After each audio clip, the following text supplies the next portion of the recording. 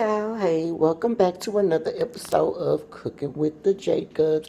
And with these ingredients, you guys, I am gonna go back old school and make some meatloaf.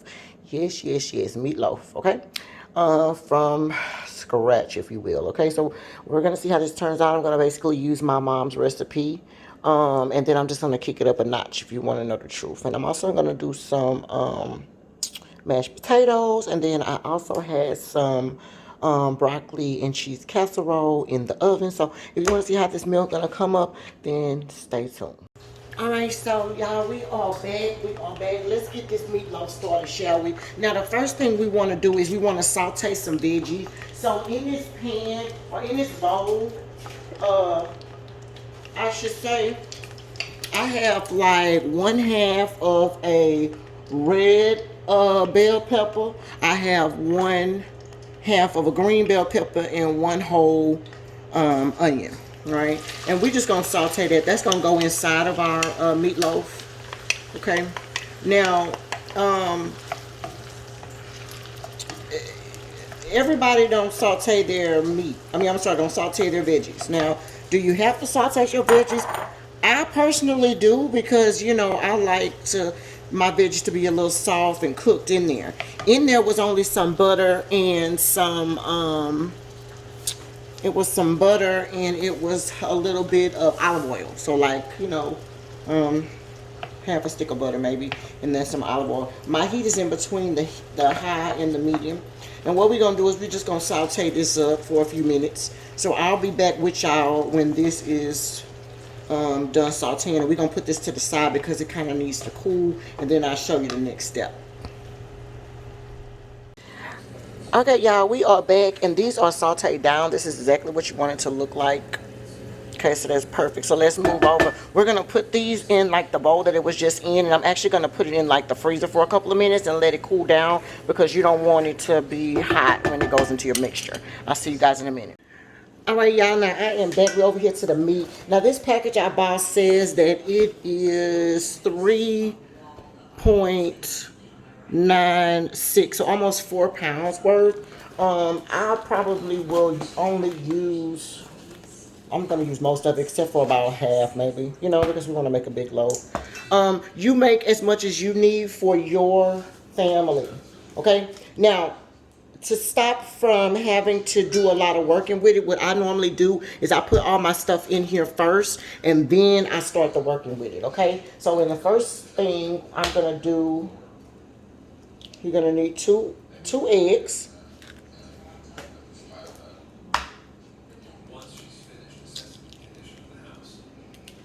Okay, it's a possible that I may need a third one, but I don't know yet, okay?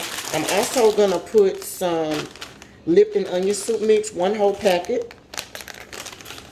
Lipton onion soup mix in here. I'm telling you, if you never had the Lipton onion soup mix in there, baby, I'm telling you that Lipton onion soup mix takes it up a notch. Understand me? So just try it. Oh, in the meantime, in between time, I also got my potatoes on some water in a hot fire, just over there boiling really quick, getting ready to boil. Okay, I got some Worcestershire sauce, and I'm about to put you need about 2 tablespoons of that in there. Okay, and then let's put some seasoning in this.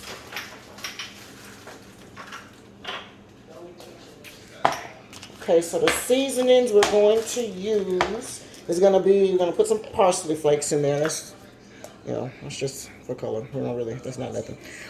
All of these are going to be about a tablespoon each. Okay, so whatever it is that I'm putting in here is going to be about a tablespoon each. The only thing that'll probably be a little bit extra will probably be the garlic powder because, we like garlic. But of course, if you don't like garlic like we do, then I would just stick to the one tablespoon. All right, this is onion powder. So you already got your parsley, your onion powder, you got your black pepper. I got some accent here. Some accent in there. 1 tablespoon of that. Then I have my garlic powder, which I told you I'm going to put 2 tablespoons. But of course, you put 1 tablespoon if you don't really care for garlic. And if you, it's okay. I got 3 pounds of meat easy in here. Okay, the other thing I'm going to put is I have a little bit of Italian seasoning. And if you don't know, like I told y'all, the HEBs, baby, have these fresh seasonings. And if y'all haven't tried them, y'all need to try them. Y'all would never go back to the bottle ones. They don't have all the extra preservatives in there, okay? So about a tablespoon of that. And then the last ingredient we're going to put in here, we need some seasoned salt. So I'm going to put some seasoned salt in there too.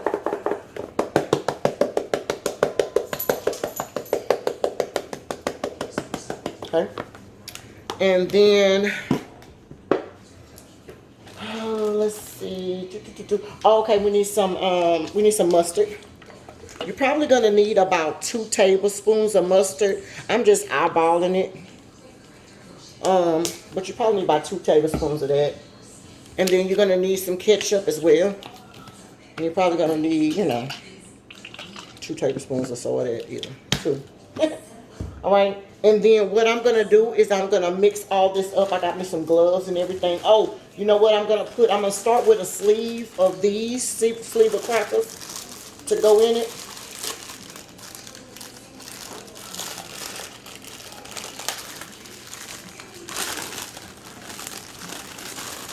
I'm going to just start with one sleeve. Now, if you prefer breadcrumbs, you can use breadcrumbs. You can use white bread. You can use panko breadcrumbs. You can use whatever it is your heart desires to, kind of make it stick. Okay, but my mama uses crackers, and that's what we're going to use. Okay, so I'll see you guys in a minute. Let me get all down and dirty up in this and stir, mix it all up, and then I'll see you right back. I have not added the milk to it yet. Okay, but we're going to do a little mix of it first, and then I'll add the milk. Okay, I'll be right back.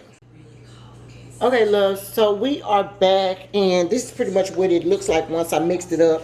Now, the other thing I'm going to add is going to be 1 can of tomato sauce, and it's the oregano, garlic, and basil, and we're going in that flavor direction. So just put your 1 whole can of that in there. And then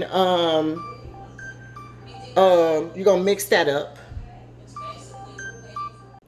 O M to the G, y'all. I got a phone call and my phone like cut off, so I don't know what part it got and what part it didn't. But anyway, basically this is how it needs to look. All mixed up together. Okay, so you're gonna dump it in the thing that you're gonna make you're gonna make it in, which is in my case is gonna be this pan. And then all you need to do is just form it into a roll. Okay. Now, if y'all got a problem with the crackers that's sticking up here, baby, then mix them in there. Make sure you cut your crackers in much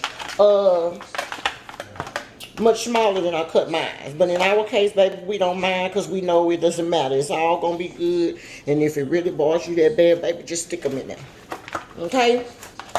So, we're going to just make it all into a pretty little roll.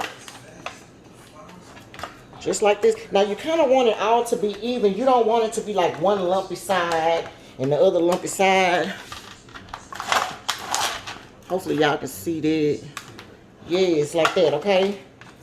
So that's how that looks.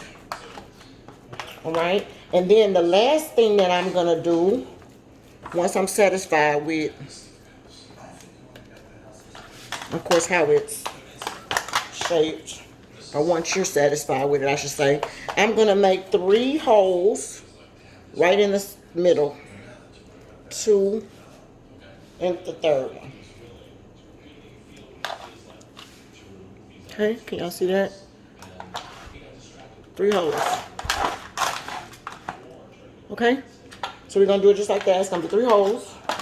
And then I'm going to show you what I'm going to do. Give me 1 second. Let me wash my hands.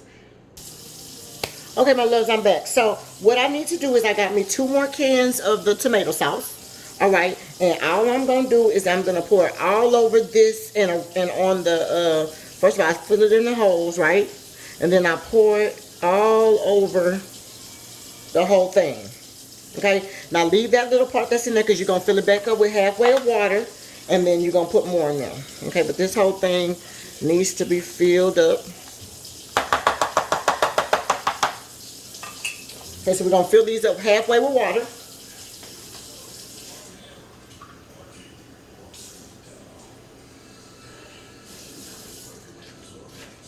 Now let's be clear. If y'all don't like sauce to dip off into your stuff, then you don't have to do this part. You can just, you know, maybe not do 2 cans, maybe do 1 can or something. I don't know. I like a lot of juice in mine. And so that's the reason why that's the reason why we do it like this, because I want to make sure that my stuff has the juice in it. Okay. Now, I think what I'm gonna do is I'm gonna use just one more thing of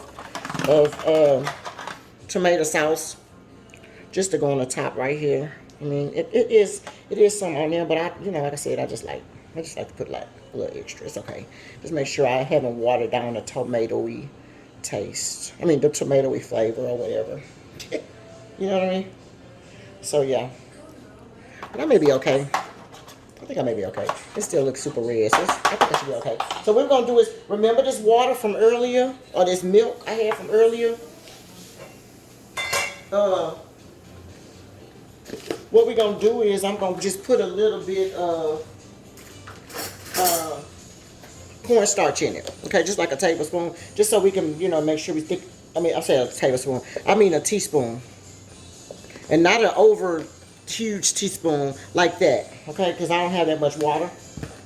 See, and you're gonna just mix it up. Hopefully y'all can see that. And this is just gonna be like, your little I can't think of the name of it right now, but your little thickening agent. That's what it's called, little thickening agent. So let's just pour that in there. It won't hurt.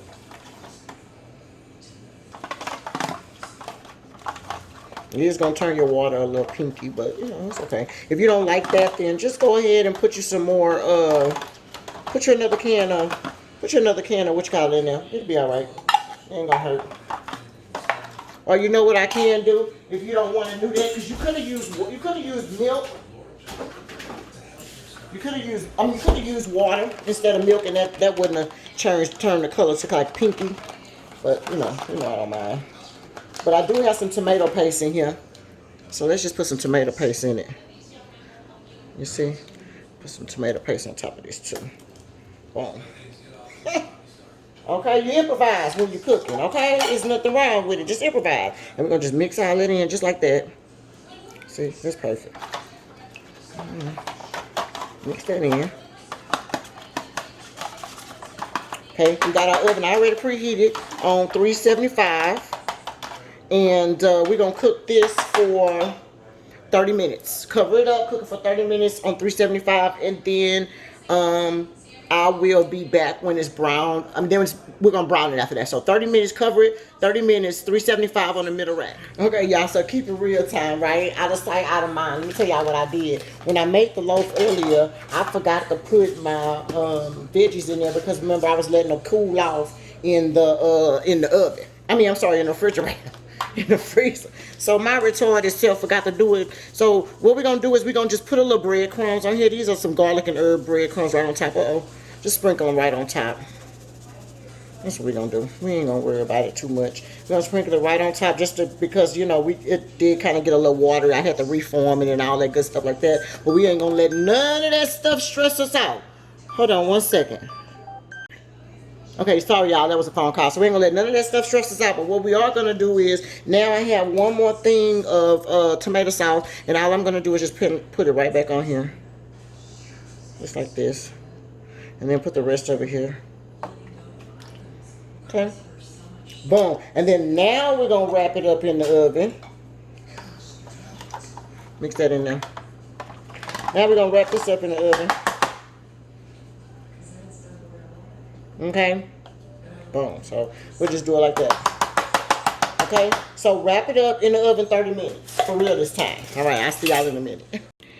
Okay, y'all, this is the 30-minute mark. This is how it looks. As you can see, looking for a spoon. Sorry, y'all.